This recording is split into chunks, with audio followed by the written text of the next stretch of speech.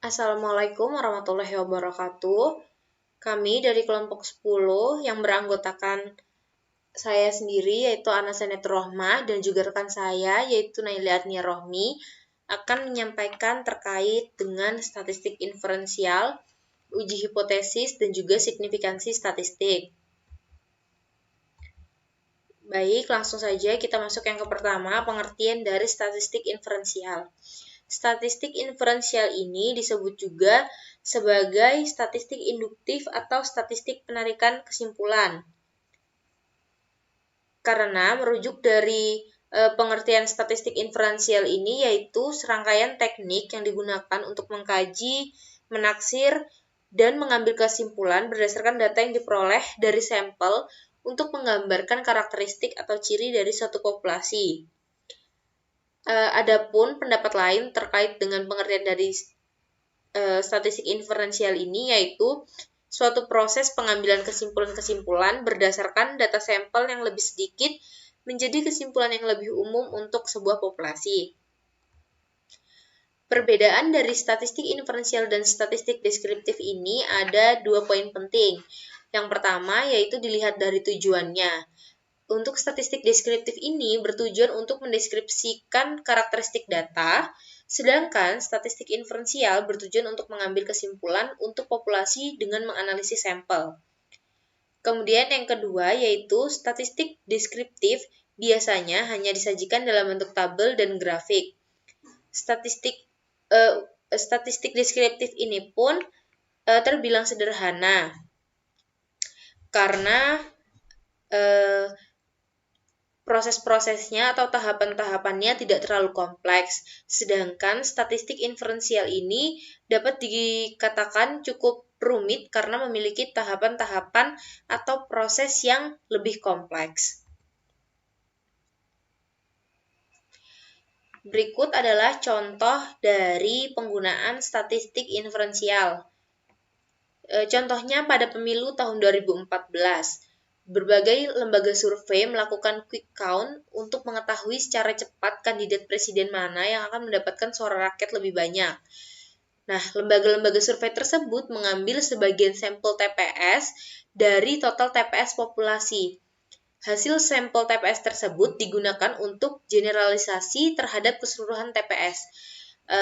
Misalnya diambil 2.000 sampel TPS dari 400.000 populasi TPS yang ada.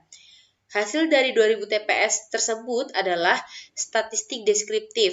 Sedangkan jika kita mengambil kesimpulan terhadap 400.000 TPS, itu adalah statistik inferensial. Kemudian, statistik inferensial ini secara umum dikelompokkan menjadi dua, yaitu statistik parametrik dan statistik non-parametrik. Untuk statistik parametrik ini terbagi lagi menjadi 4, yaitu ada uji T, uji ANOVA, uji regresi, dan juga uji korelasi. Untuk uji T ini sendiri digunakan untuk menentukan apakah dua kelompok skor memiliki perbedaan yang signifikan di tingkat probabilitas pilihan. Contohnya seperti uji T dapat digunakan untuk membandingkan skor membaca pada laki-laki dan skor membaca pada perempuan di sekolah. Kemudian uji T ini dikelompokkan lagi menjadi uji T untuk sampel independen dan uji T untuk sampel non-independen. Uji T untuk sampel independen digunakan untuk menentukan apakah ada perbedaan yang signifikan antara dua sampel independen. Sedangkan uji T untuk sampel non-independen digunakan untuk membandingkan dua kelompok terpilih berdasarkan beberapa kesamaan. Kita beranjak ke uji ANOVA. Uji ANOVA adalah bentuk khusus dari analisis statistik yang banyak digunakan dalam penelitian eksperimen. Uji ANOVA juga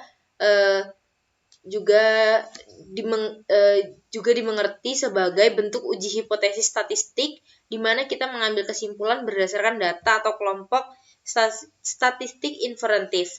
Prinsip uji ANOVA ini yaitu membandingkan variansi 3 kelompok sampel atau lebih. Selain itu, di uji ANOVA ini juga dapat membandingkan nilai rata-rata dan mempertimbangkan keragaman data yang dimanifestasikan dalam nilai varians.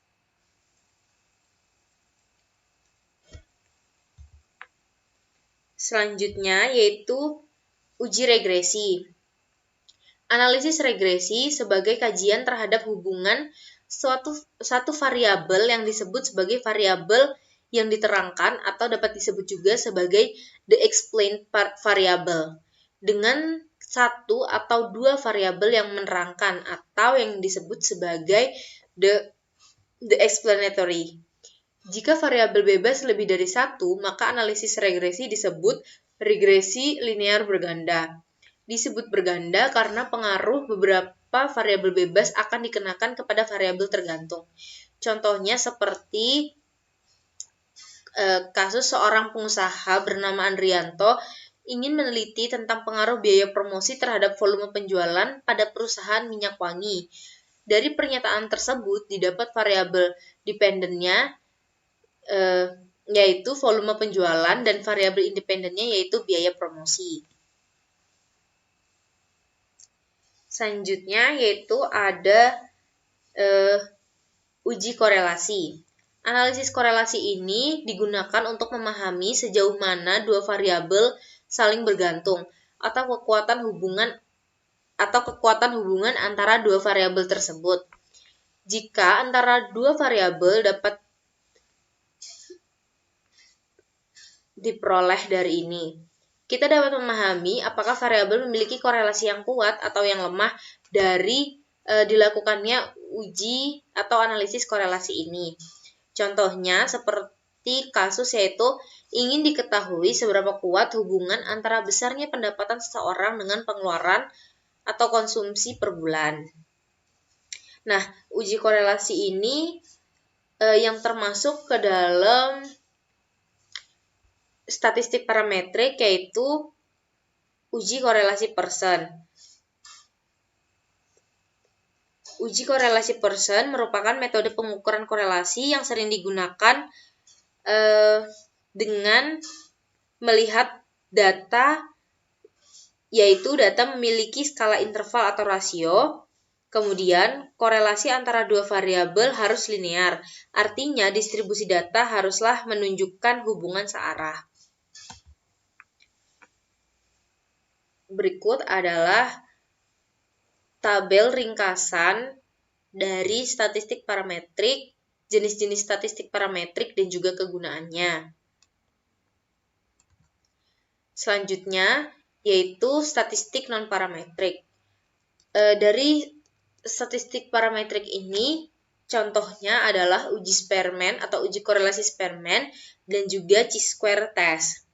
Koefisien korelasi Spearman merupakan metode pengukuran korelasi yang digunakan apabila data yang digunakan bersifat ordinal atau ranking.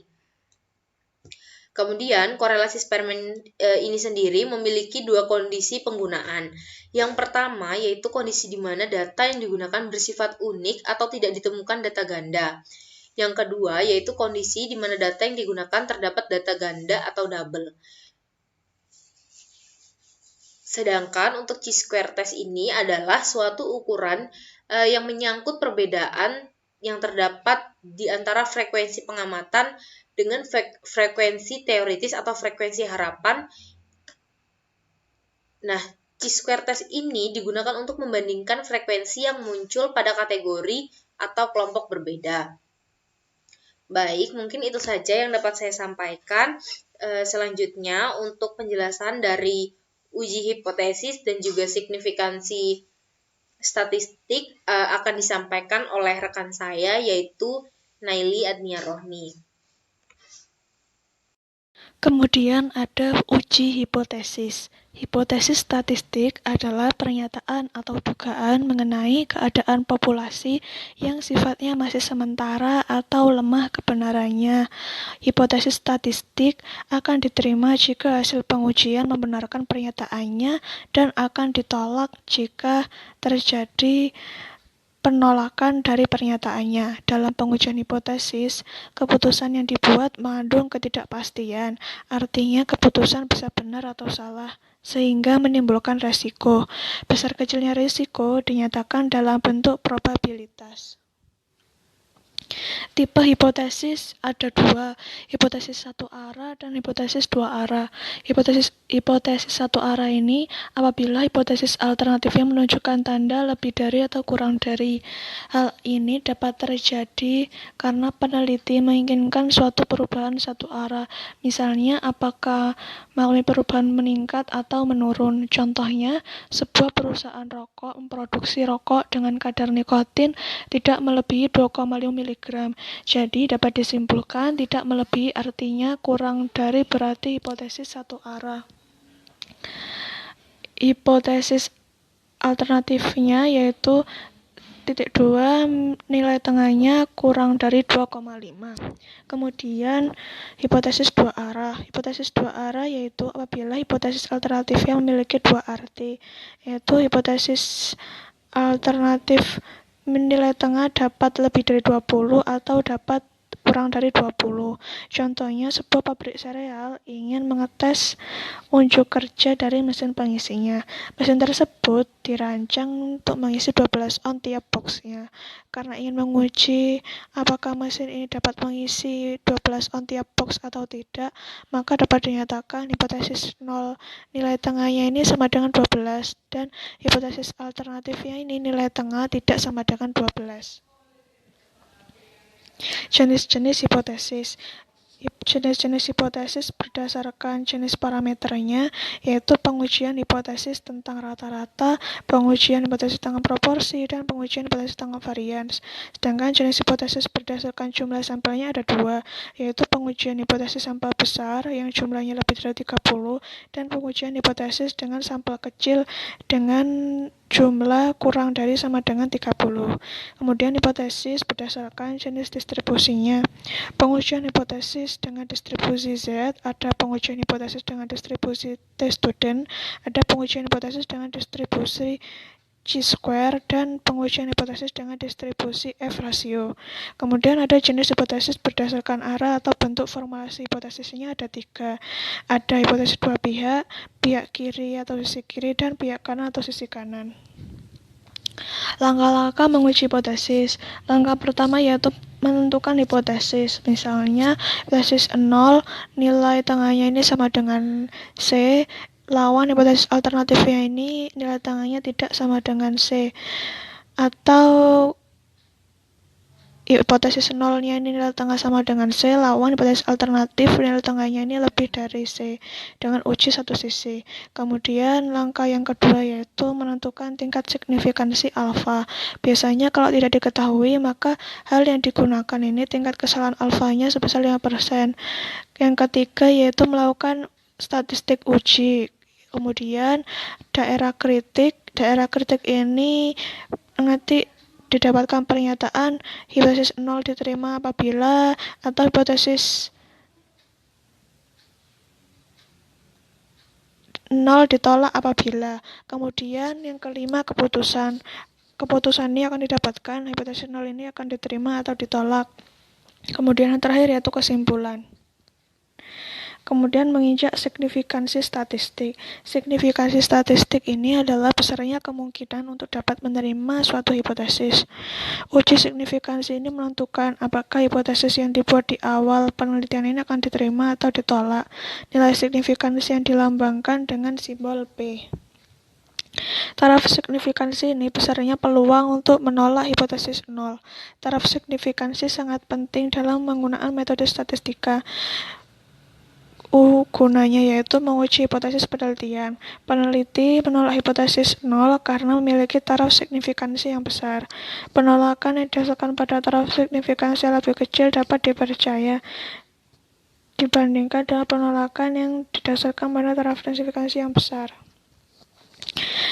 Kemudian ada dua cara penentuan signifikansi statistik. Yang pertama menggunakan nilai P, yang kedua ada penggunaan uji hipotesis.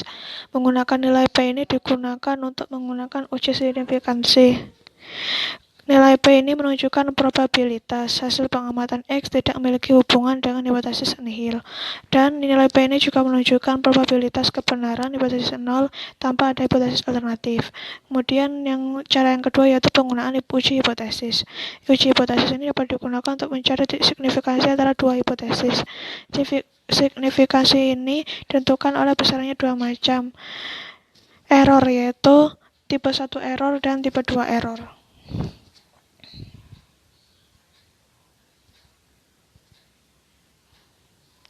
Kemudian kesimpulannya ada, bila nilai signifikansi T kurang dari 0,05 maka hipotesis 0 ditolak. Artinya terdapat pengaruh yang signifikan antara satu variabel independen terhadap variabel dependen.